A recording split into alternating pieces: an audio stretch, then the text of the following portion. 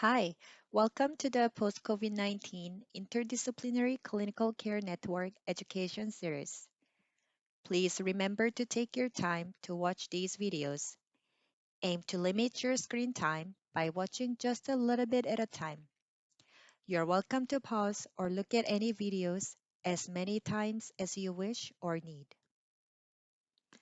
Before we begin, we'd like to acknowledge that PHAC provides services to a diverse population, including First Nations, Inuit, and Métis peoples living in various settings and communities across BC. As a provincial network, we operate on the unceded, traditional, and ancestral lands of many Indigenous peoples. We wish to acknowledge with respect and gratitude all of the Indigenous nations, Inuit, and Métis communities with whom we live, work, and provide care. Due to post COVID-19 illness, you may have had to change if or how you worked in order to focus on your recovery. It is important to make sure that your physical, mental, and emotional recovery is the priority. But it is also important to know where to find the information and resources that are helpful for returning to work when you're ready. In this video, we are going to discuss returning to work. Returning to work when you're able offers several benefits. Staying active can help to prevent other health complications. Returning to work can help you beyond getting the money that you need to pay your bills. It can also let you get extended health benefits that can support your ongoing recovery. For example, dental, physiotherapy, and counseling.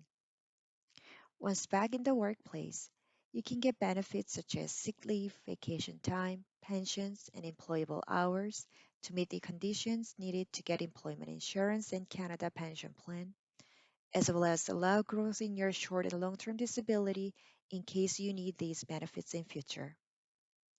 The social contact with your coworkers can be a source of support and help to not feel isolated.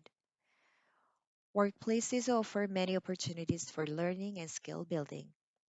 Returning to work helps to maintain these skills, offers stimulation and positive challenges, and can improve a general sense of well being and satisfaction. Staying in contact with your employer can help with job security and prospects for future employment. So, how do you know if you are ready? Before you consider returning to work, review whether you have returned to your usual household and leisure activities comfortably. Returning to work when you are not ready can increase the risk of overdoing, which may lead to worsening symptoms and delayed recovery, especially if you have post-exertional malaise. Talk to your family doctor and get medical clearance that you're ready to return to work. Your family doctor can guide how best to return to work regularly and identify physical or mental limits for the tasks that you're asked to do in your work, such as driving, lifting, etc. To help you know if you're ready for work, try to increase your activity to a level that is similar to the usual demands in your workplace. It can help to increase your level of contact with others, face to face or telephone, depending on what's needed at your work. It can also help to first spend time in a louder, brighter public environment where you will get different types of stimulation and distraction that are a bit typical of your work. Spend some time in public spaces like a coffee shop or a shopping mall to see how you feel with noise, brighter light, and busyness. Try your usual travel to work if you take a bus, and if you drive, start with short drives on a familiar route. This is a process that takes teamwork. You, your employer, and your healthcare team will need to work together to get you ready physically, psychologically, cognitively, and emotionally to overcome barriers to start and stay at work. Take an active role in this process.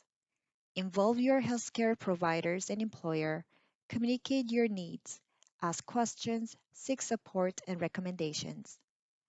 Your employer might need to contact your healthcare providers, but they will only get information about your health condition that affects your job. Let's review who can be involved in this process and how it looks. In most cases, your family doctor will give you medical clearance that you're ready to return to work. Based on assessment, the doctor can create an appropriate gradual return to work plan with you. Sometimes, your doctor will involve other professionals with experience in this process to help you. For example, an occupational therapist, they are specialized in helping people get back to their daily activities, including work. An OT can help you plan and use strategies to maximize your ability to return to work successfully. Physiotherapists can also work with you to help you with exercises and tips to regain the strength and endurance you need to do well at work and in other areas of your life.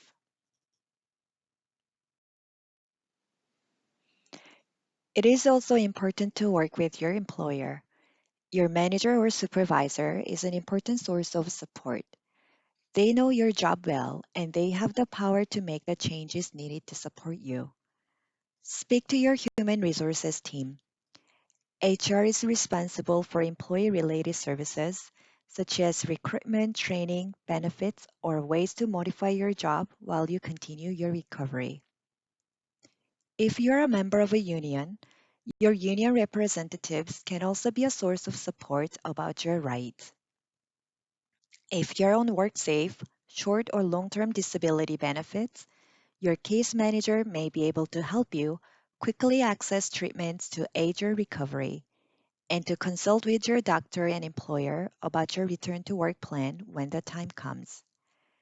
This can include ways your job can be modified to gradually return to work safely, as well as options if you cannot continue working. As you begin discussing your return to work, it is important to be as thorough as possible. This can help you plan for the unexpected.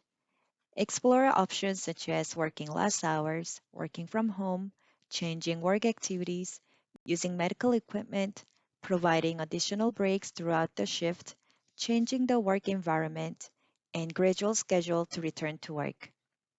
Discuss what to do if your return to work plan is not possible or you have a health setback and are not able to continue working.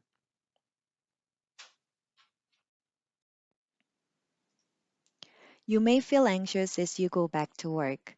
This is completely normal, especially after a long absence. It is important to set achievable expectations and be patient with yourself. Know it takes time to adapt to a new normal, even in a setting where you were completely comfortable in the past. How quickly you are able to adjust is different for everyone and relates to your physical, cognitive, and emotional health. Celebrate little things and be kind to yourself. Remind yourself that it is a journey that takes time and you have made this far. Maintain open communication with your employer and make necessary changes as needed.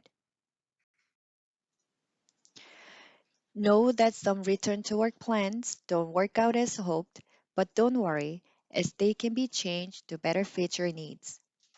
You may feel pressured to hit the ground running as soon as possible and end up pushing yourself too hard. Pacing might also be more challenging depending on your workload. Here are some things you can do to help make your return to work successful. Schedule a time to reflect on a regular basis and look for early signs of troubles.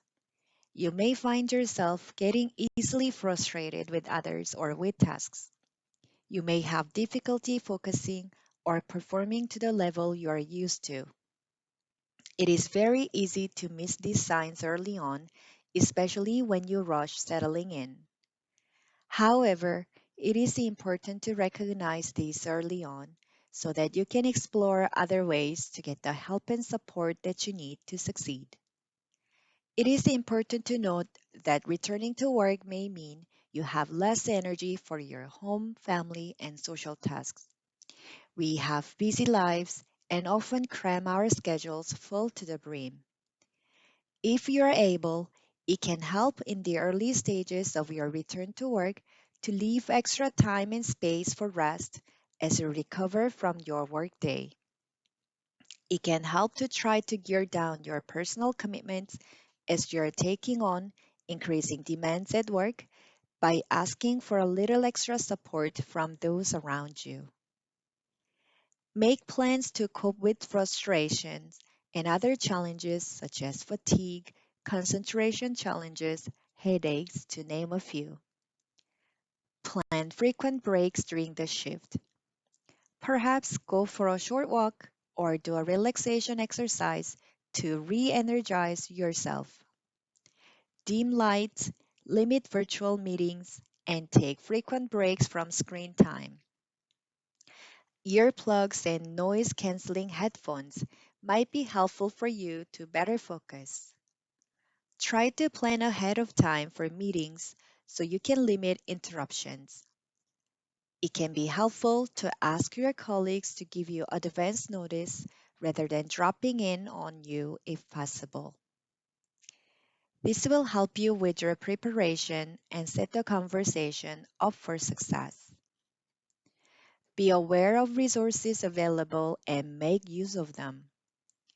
These can include your healthcare team, such as a family doctor, physiotherapist, social worker, employee assistance program, disability case manager, your supervisor, human resources. Know what is available and how to seek help when you need. Set healthy boundaries with colleagues at work. Healthy boundaries are a crucial part of self care. Some people become self conscious and worried about being judged by colleagues as underperforming or unproductive. You might be worried about getting questions about your health condition and uncertain about what to say. Remember, what you share with others is your choice. Communicate only what you are comfortable with. If you prefer not to share, you can politely decline by saying you appreciate the concern, but it is very difficult to talk about and you wish to keep your experience private.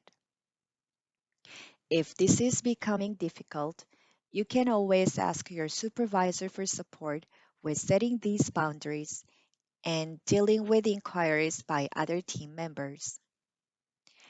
If you do wish to share, keep it simple. You don't need to over explain. Again, communicate only what you need to and only with the people who need to know.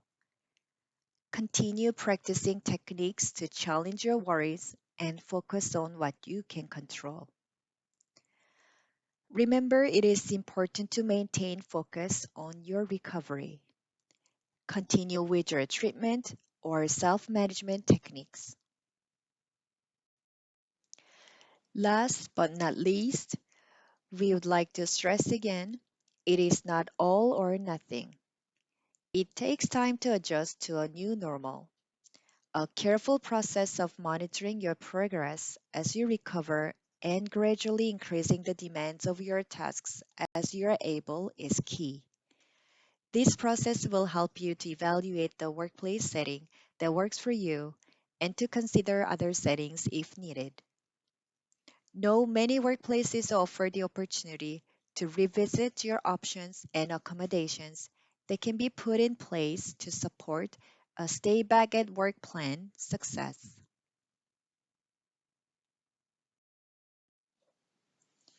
In addition, if you're looking for new employment, instead of returning to your position or a company, WorkBC is a great resource. WorkBC provides information, resources, and case management services to job seekers in BC. Some financial support is also available for training, certification, etc. The Disability Vocational Rehabilitation Program is a voluntary program that helps Canada Pension Plan disability benefit recipients return to work. This program can include employment counseling and guidance, developing return to work plan, improving skills and retraining, and developing job search skills. Thank you for watching this video. Please see these resources and references for further helpful information. When you are rested, we also encourage you to watch the video modules on advanced care and financial planning, as well as dealing with financial challenges.